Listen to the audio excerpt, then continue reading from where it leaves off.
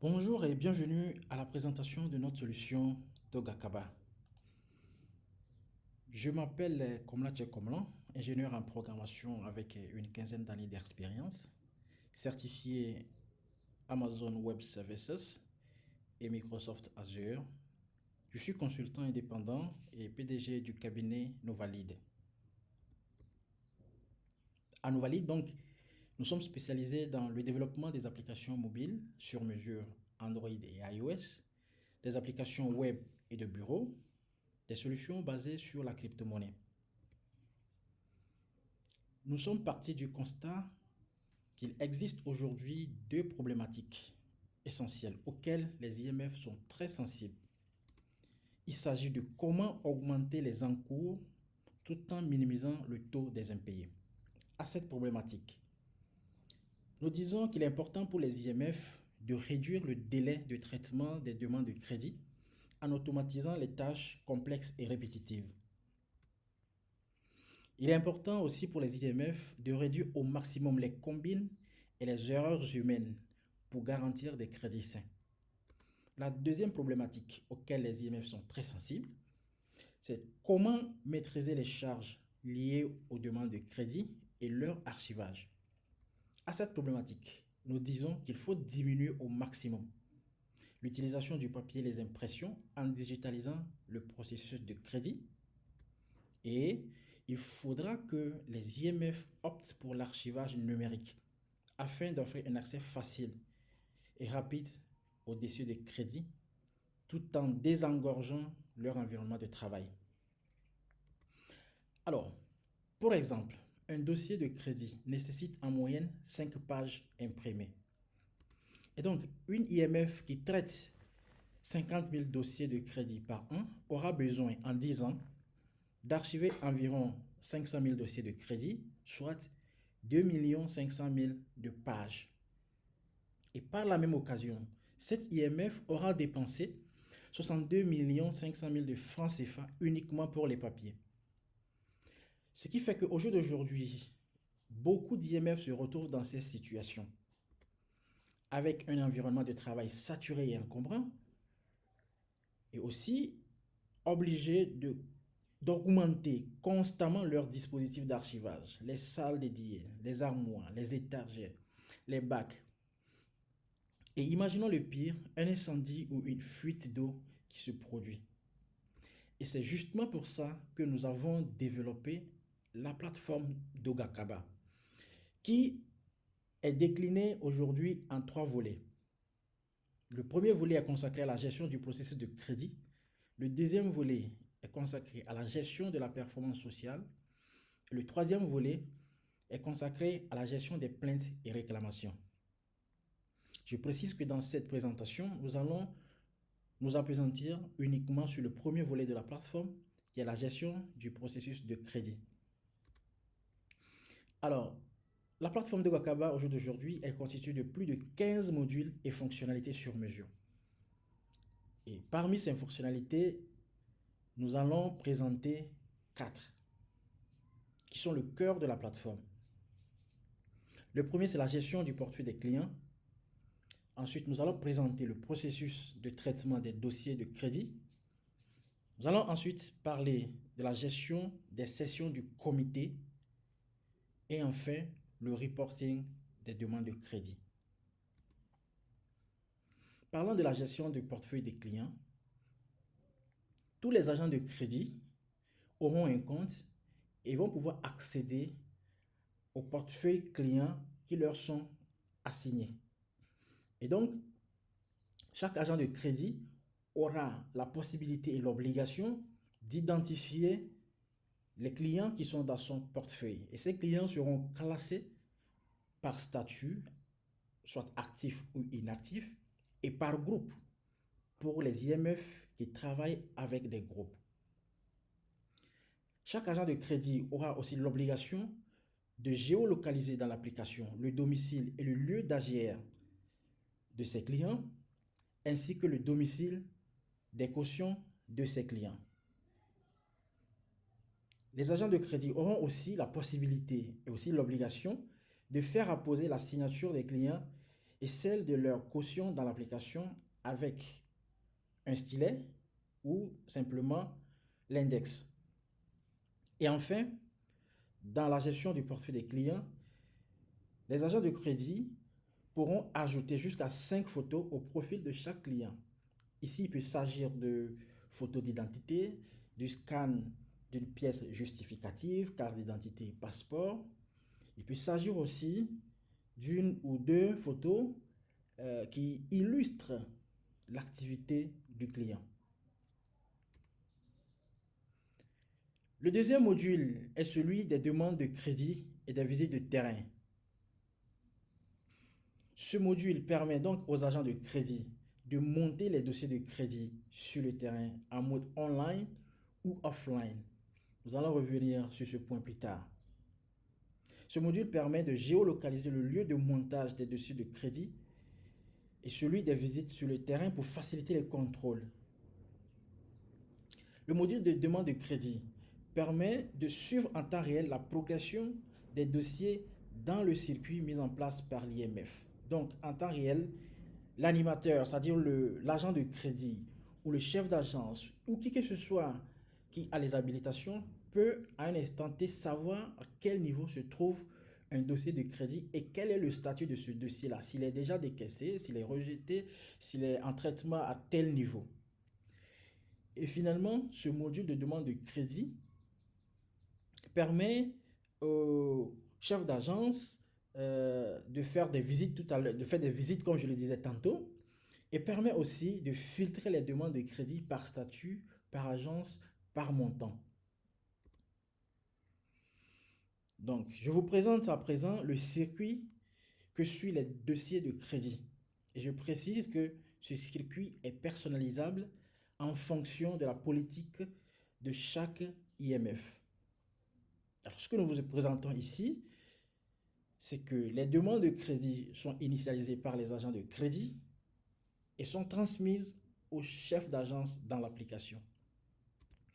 Le chef d'agence en prend connaissance et revise ces demandes de crédit, effectue s'il le faut une visite de terrain et donc avalise ou rejette ces demandes de crédit.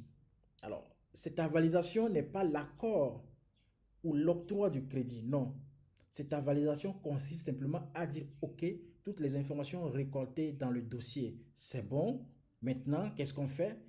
On peut étudier ce dossier. Donc, une fois que le chef d'agence avalise les dossiers, en un clic, il transmet le dossier au comité de crédit qui se réunira plus tard. On en parlera tout à l'heure. Donc, le comité de crédit, va pouvoir analyser les dossiers, accorder ou rejeter ces dossiers.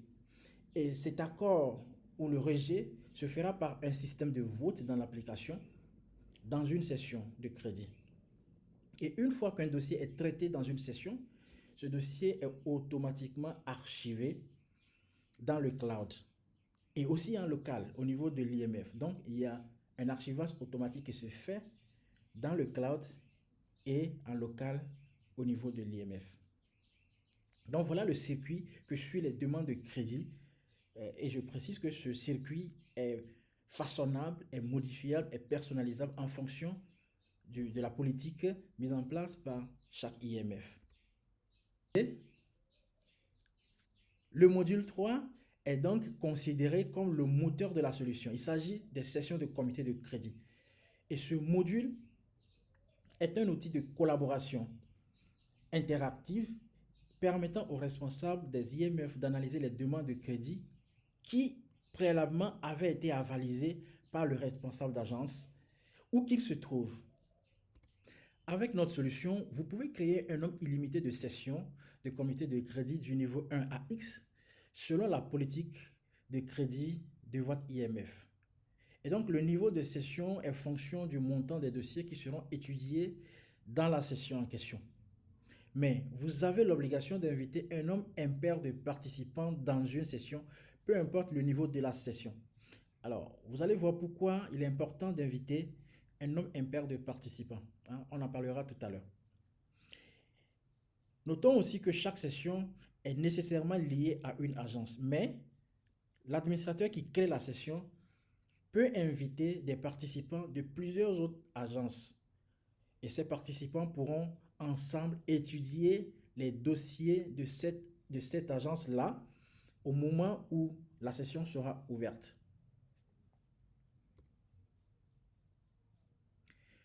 Une fois que la session est démarrée, tous les participants qui ont été invités se connectent à la session en présentiel ou à distance.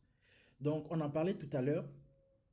Pour réduire les délais de traitement des dossiers, il est important de pouvoir aussi tenir des sessions de crédit à distance parce que l'absence physique d'un participant ou d'un membre du comité ne devrait pas bloquer le traitement d'un certain nombre de dossiers. Donc, à distance même, chaque participant pourra participer aux sessions de crédit. Et dans ces sessions, vous pouvez tenir des discussions en écrivant des textes, comme on le fait habituellement sur WhatsApp, ou vous pouvez enregistrer de l'audio et les envoyer directement dans la session. Et bientôt, ces sessions peuvent se tenir en vidéo. Et donc, une fois que vous êtes en session, l'administrateur envoie un dossier de crédit dans la session. Et tous les participants peuvent télécharger ce dossier au format PDF pour lecture, pour analyse. Les participants peuvent aussi, dans un comité de session en ligne dans l'application, juxtaposer la géolocalisation du lieu d'AGR du client et le lieu de montage des dossiers de crédit. J'en parlais tantôt. C'est pour ça que la géolocalisation est très importante dans notre solution. Et donc, on sait en temps réel où le dossier a été monté et où le client se situe. Maintenant, en les juxtaposant, on peut faire des déductions. Ensuite, vous pouvez accéder à la fiche de visite de terrain qui est aussi géolocalisée lorsqu'elle est disponible. Donc, pour des dossiers sur lesquels il y a eu des visites de terrain, lorsqu'on est en comité, on peut dans l'application accéder à la fiche de visite avec les détails qui ont été récoltés en faisant la visite et aussi le lieu où la visite a été effectuée, la géolocalisation. Donc, ça sert aussi de contrôle pour savoir vraiment si les visites ont été effectuées, où ces visites ont été effectuées par rapport au lieu de l'AGR du client. Donc, en juxtaposant tous ces lieux, on peut faire des déductions très utiles.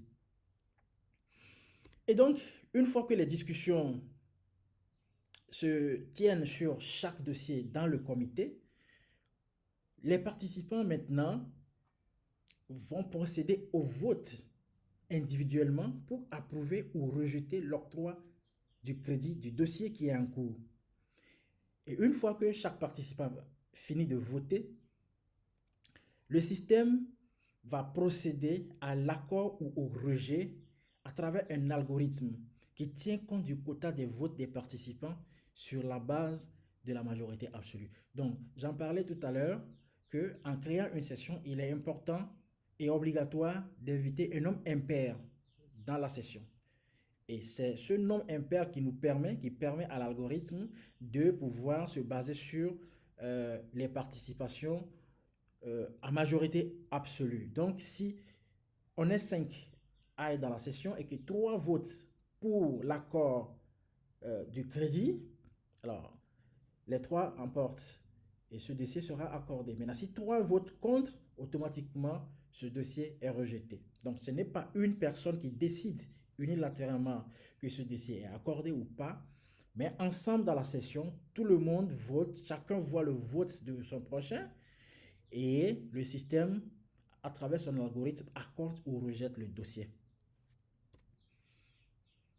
Toujours dans la session du comité de crédit, une fois que la session est clôturée, donc une fois que tous les dossiers à l'ordre du jour ont été étudiés dans la session, on clôture la session.